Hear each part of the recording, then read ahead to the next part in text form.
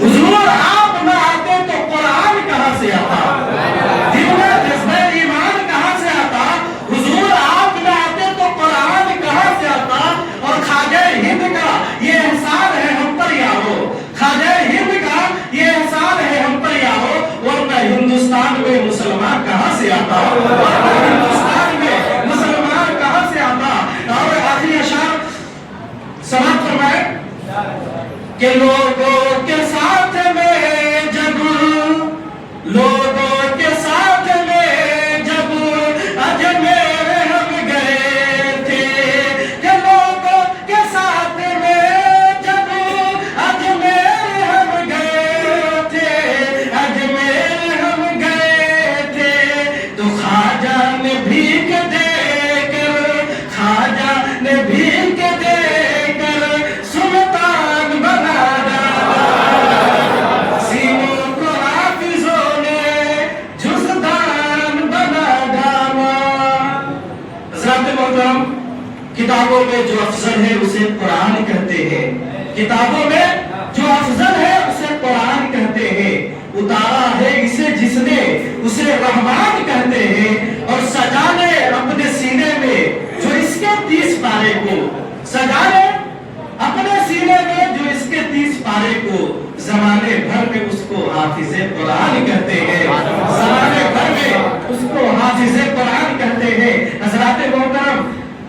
آقا کریم رؤوف الرحیم صلاۃ و تسلیم مصطفیٰ جان محمد صلی اللہ علیہ وسلم ارشاد فرماتے ہیں، خیرکم من تعلم القرآن وعلمہ، تم میں سب سے بہترین شخص وہ ہے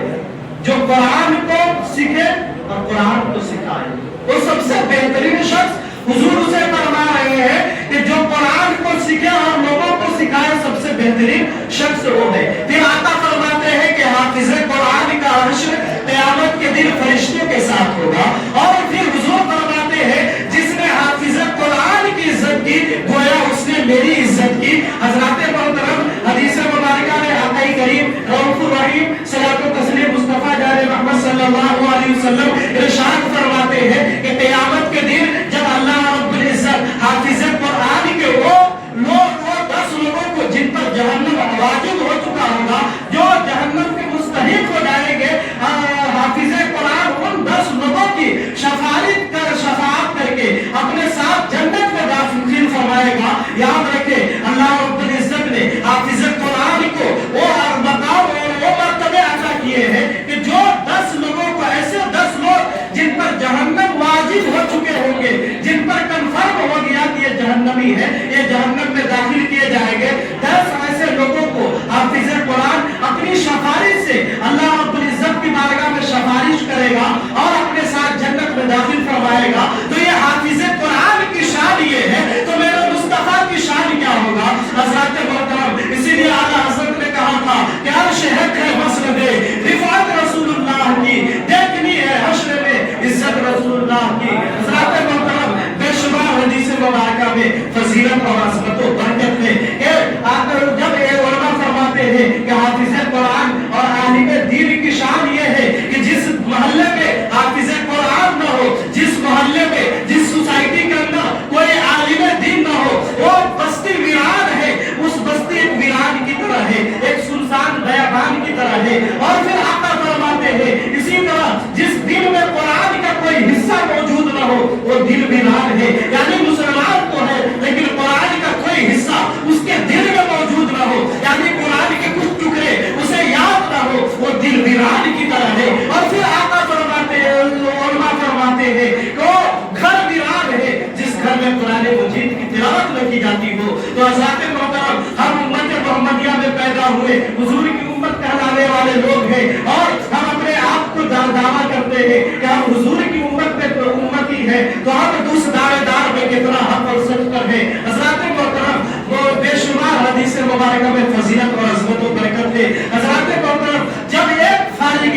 جب ایک عالم دین، جب ایک طالب علم جب مدرسے سے فارغ ہوتا ہے اور مدرسے سے فارغ ہو کر جب امامت کے مصلی پر کھڑا ہوتا ہے اور امامت کے مصلی پر آتا ہے تو اس کے دل میں یہی خیال آتا ہے اور یہی آرزو لے کر چلتا ہے کہ ہمیں اب معاشرے کی سوسائٹی کو سدھارنا ہے، ہمیں اب سوسائٹی کے اندر سدھار پیدا کرنا ہے۔ لیکن جب وہی वही आलिम दीन, जब वही तालिब इल्म, जब वही हाफिज कुरान मुसल्ले की इमाम पर खड़ा होता है, तो उसे जाकर ये एहसास होता है कि हम जिस मुसल्ले पर खड़े हैं, जिस इमामत के मुसल्ले पर खड़े हैं, और उन्हीं इमामत के मुसल्ले पर कुछ लोग ऐसे लोग भी आते हैं जो जिन्हें शरीयत का माहौल पता नहीं, शरीयत के इल्म से नाआशिना हो, वो फिर जो है तरह तरह की राय देने लगते हैं और कहते हैं हजरत इस तरह से नहीं, इस तरह पर भी टॉपिक पर बात होनी चाहिए, इस टॉपिक पर नहीं, इस टॉपिक पर बात होनी चाहिए। कहने का मकसद ये है कि आज हम और आप जिस आलिम दीन को मशवरा दे रहे हैं कि इस टॉपिक पर बात होनी चाहिए, ये इस पर बात हो, लेकिन हम भूल जाते हैं कि जैसे दुनियादार के ताल्लुक से देखें, एक एग्जाम्पल के थ्रू यूं समझे कि अगर हम एक ड्राइवर को ये नहीं बताते कि हाँ आप इस तरीके से गाड़ी चलाएं, इस रास्ते पर ले जाएं, क्योंकि आप जानते हैं कि मेरा एक गलत मशवरा एक्सीडेंट की तरफ ले जाएगा। इसी तरह जब आलिम दीन कौम का फिक्र लेकर अपने जज्बा को अपने कौम के पास आता है तो उसकी इज्जत करे, उसकी कद्र करे और कद्र की निगाह से देखे। हज़रात मोहतरम, बेशुमार बातें हैं कि हमारे उलमा हज़रात आज जिस मुसीबत से जूझ रहे हैं और जिस परेशानी से लड़ रहे हैं, उस परेशानी का ख्याल रखा जाए। आज माह रमज़ान मुबारक के महीने में हम और आप गरीबों की मदद करते हैं, हम और आप ये ख्याल करते हैं कि हमारी वजह से किसी गरीब का भला हो जाए, और आका की हदीस मुबारक भी है, आका फरमाते हैं कि माह रमज़ान मुबारक के महीने में हम अपने जरूरतमंदों की जरूरत को पूरी कर दें, इसलिए क्योंकि ईद के दिन सवाल करने से बच जाए और हमारे साथ उस खुशी में भी शामिल हो जाए। हज़रात मोहतरम, वही आप जब अपने अइम्मा हज़रात को देखें तो जो उनके जरूरियात है उनको भी पूरा करने की कोशिश करें। हज़रात मोहतरम, हदीस मुबारक में आलिम दीन की फजीलत ये है कि आका फरमाते हैं कि उलमा लिखते हैं किताबों के अंदर कि जब कोई हाफिज कुरान, जब आलिम दीन किसी कब्रिस्तान से गुजर जाए तो 40 दिन तक उस कब्रिस्तान में कब्र वालों से अजाब को उठा लिया जाता है। यह फजीलतें हदीस मुबारक में आलिम दीन के ताल्लुक से आका बयान फरमा रहे हो, लेकिन उसी आलिम दीन को तौहीद की निगाह से हमारी समाज देखती है और लोग उसी आलिम दीन को ये गौर और फिक्र करते हैं कि आप ये 7-8 हजार कमाने वाले को हम अपना दमाद कैसे बना सकते हैं, आज हम 7-8 हजार कमाने वाले को आज हम अपनी बेटी को कैसे दे सकते हैं। यह गौर और फिक्र हमारे दिमाग के अंदर बैठ चुका है। हज़रात मोहतरम, अगर आपके पास वक्त हो तो खामोशी से सुने, वरना यहाँ से चले जाए, क्योंकि ये महफिल जिक्र मुस्तफा है और महफिल का आदम यही है कि जब आप जिक्र मुस्तफा में बैठे तो खामोश के साथ बैठे, और ये तो मस्जिद है, मस्जिद का आदम ये है कि आप हुल्लाबाजी से बचे, दुनियावी बातों से बचे, और जो कुछ बोला जाए उस पर अमल करने की तौफीक हमें अल्लाह रब्बुल इज्जत अता फरमाए। आप सोचे, आज आलिम दीन जो 7-8 हजार की तनख्वाह लेकर आज हम ये समझते हैं कि आज मुआशरे के अंदर आज इसी आलिम दीन जब इस पोस्ट पर आता है तो कोई अपनी लड़की देने को तैयार नहीं होता। कोई आज यही कहा जाता है तो आज हम ऐसे शख्स को दमाद बनाए जो 7-8 हजार कमाता है। यकीन वाले सोचे, गौर फिक्र करने का मकाम है। जिस आलिम दीन के मर्तबे हुजूर बयान कर रहे हो उसकी मर्तबे तो शान निराली होगी, लेकिन हमारे दिमाग के अंदर ये माइंड सेट हो गया है। यही वजह है कि आज कोई वालिदैन अपने माँ बाप को, अपने वालिदैन अपने माँ बाप ये नहीं सोचते कि हमारा बेटा आलिम हो जाए, हमारा बेटा हाफिज हो जाए। हाँ, कुछ देर को एहसास होता है कि हाँ बेटे को हाफिज कुरान बनाया जाए, लेकिन आलिम दीन बनाया जाए, लेकिन फिर बात वही आकर खत्म हो जाती है कि जब इस मकाम पर आता है यही सोचता है कि यार जब ये दुनियादार इसको बनाएंगे, डॉक्टर बनाएंगे, वकील बनाएंगे, 40-50 हजार का महीने कमाएगा, लेकिन आलिम बनेगा 8,000-7,000 महीने में क्या होगा। और यकीन नहीं, कुछ नहीं होता है। अगर आज लोगों से कह दिया जाए तो लोग कहते हैं कि हजरत आपके पैसे बरकत वाले हैं। हम उनको ये भी करके कहते हैं कि अगर बरकत वाले पैसे हैं तो आओ मुझसे 8,000 ले जाओ बरकत वाली, अपनी तनख्वाह मुझे दे दो और देखो कि बरकत किस तरह होती है। आप ख्याल करें हजरत मोहतरम, कहने का मकसद ये है कि हाँ पैसे तो कम जरूर है, लेकिन अल्लाह रब्बुल इज्जत ने इसमें जो इज्जत दी है वो किसी दुनियादार को इज्जत न मिलेगी और क़यामत तक न मिल सकेगी। हजरत मोहतरम, आप अपने बच्चों को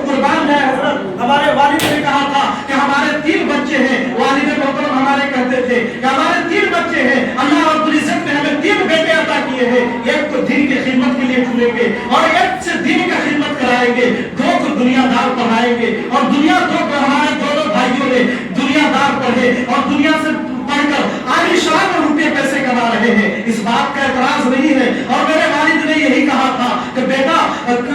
غریبی میں مر جانا لیکن دین کی خدمت کو کبھی نہ چھوڑنا۔ اور وہی آج یہ ہے کہ آج ہمارے پاس مصیبت کے پہاڑ ٹوٹ رہے ہیں، لیکن کسی کے سامنے ہاتھ پھیلانے کے بجائے اللہ رب العزت کا شکر ادا کرتا ہوں کہ ہمارے دو بھائی تھے، ایک تو ماں باپ کا نافرمان بنا لیکن ماں باپ کی شان میں گستاخیاں کیا، لیکن اللہ رب العزت ہمیں اس قدم میں ثابت قدم رکھا کہ ماں باپ کا بھی فرما بردار بنایا اور اپنے گھر کے اندر بھی وہ کامیابی کی دہلیز میں رکھا۔ حضرات محترم، کہنے کا مقصد یہ ہے کہ آپ اپنے جس طرح اپنے غریبوں کا خیال رکھ رہے ہیں اسی طرح اپنے ائمہ کا بھی خیال رکھیں، اپنے اماموں کی ضرورت کو بھی پورا کریں، اور میں یاد رکھیں وہ دور نہیں ہے۔ یہ میں اپنی بات لے کر نہیں صرف آپ کے سامنے حاضر ہوا بلکہ پورے ائمہ حضرات کی بات ہے، پورے امام کی بات ہے۔ یہ صرف میری بات نہیں ہے بلکہ سب لوگوں کی بات ہے کہ ایک دور آنے والا ہے کہ امامت کو ترس جائیں گے لیکن کوئی امامت کے مسلح پر امامت کرنے والا نہیں ملے گا۔ آج ایک صاحب سے بات ہو رہی تھی، آج اور حافظ صاحب کے تعلق سے کہنے لگے کہ حضرت وہ جو دکان پر آتے ہیں، ہم نے کہا کہ بہت اچھا کرتے ہیں، جو بزنس کرتے ہیں اور کپڑے کی دکان انہوں نے کھولا ہے، بہت اچھا کیا، دین سے جڑے ہیں، ساتھ میں تراویح پڑھا رہے ہیں، قرآن مجید کو پڑھتے رہتے ہیں، نمازیں پڑھنگانہ پڑھتے ہیں، یہ ان کے لیے خوشخبری ہے، بزنس کے راستے میں ہے، لیکن ہمارے پاس اتنے مہیا نہیں ہے کہ ہم اس بزنس میں جا سکے۔ بہت اچھا کام کیا ہے، آج ضرورت ہے علماء حضرات کو کہ بزنس کے راستے میں گزرے، اور یاد رکھے جب ہماری مسلح پر کوئی ڈھنگ کا امام نہ ملے گا، کوئی ڈھنگ کا قاری قرآن نہ ملے گا، کوئی حدیث پڑھانے والا نہ ملے گا تو امام آج کب لوگ قدر کی نگاہ سے بھولیں گے، شاید کوئی عالم دین مل جاتا، کوئی مصطفیٰ کا حدیث بیان کرنے والا مل جاتا۔ حضرات محترم، بولنے کو تو صحیح بہت ساری باتیں ہیں، شاید نے کہا تھا کہ حقیقت چھپ نہیں سکتی بناوٹ کے وصولوں سے، اور کبھی خوشبو آ نہیں سکتی کاغذ کے پھولوں سے، اور شاید کہتا ہے حقیقت سامنے آ کر کہانی چھین لیتی ہے، خطا انسان کے آنکھوں کا پانی چھین لیتی ہے، اور برے صحبت سے بچنے کی فکر کر پیارے یہ اکثر نوجوانوں کی جوانی چھین لیتی ہے۔ حضرات محترم، آپ سے یہی مدمانہ مخلصانہ گزارش کروں گا، اور یہاں پر تمام ممبران بھی موجود ہیں، اور جب ممبران بھی موجود ہیں ان سے معذرت کے ساتھ میں یہ کہوں گا کہ ہم نے مدمانہ گزارش کیا کہ ہماری پیمنٹ کو بڑھا دیا جائے، تنخواہ بڑھا دیا جائے۔ بہت اچھے کام کر رہے ہیں یہاں کے ممبران حضرات، اور جو رمضان المبارک آنے سے پہلے اس چیز کا خیال رکھا کہ کھانا صرف انہی گھروں پر ہو جس میں بڑھیا کھانا ہے، اور ہم بڑھیا، اور پوچھا گیا وجہ تو ممبران نے جو بات کہی تھی وہ واقعی سوچنے والی بات تھی۔ کہا کہ حضرت ہم اپنے گھروں میں بڑھیا کھائے اور میرا امام بڑھیا نہ کھائے، یہ ہم سے گوارا نہیں ہو سکتا۔ تو ہاں، آپ بھی اس چیز کو گوارا کر سکتے ہیں کہ ہمارا لڑکا 20,000 کمائے اور آپ کا امام 8,000 7,000 میں اپنے گھر کو چلائے، فیملی کو بھی چلائے، اور جو قرض ہے وہ بھی ادا کرے۔ یہ بہت مشکل ہے، دشواری ہے۔ یہی وجہ ہے کہ آج بہت سارے علماء حضرات اپنی امامت کے مسلح کو چھوڑ کر بزنس لائن میں جا رہے ہیں، اور آج بہت اچھے عالم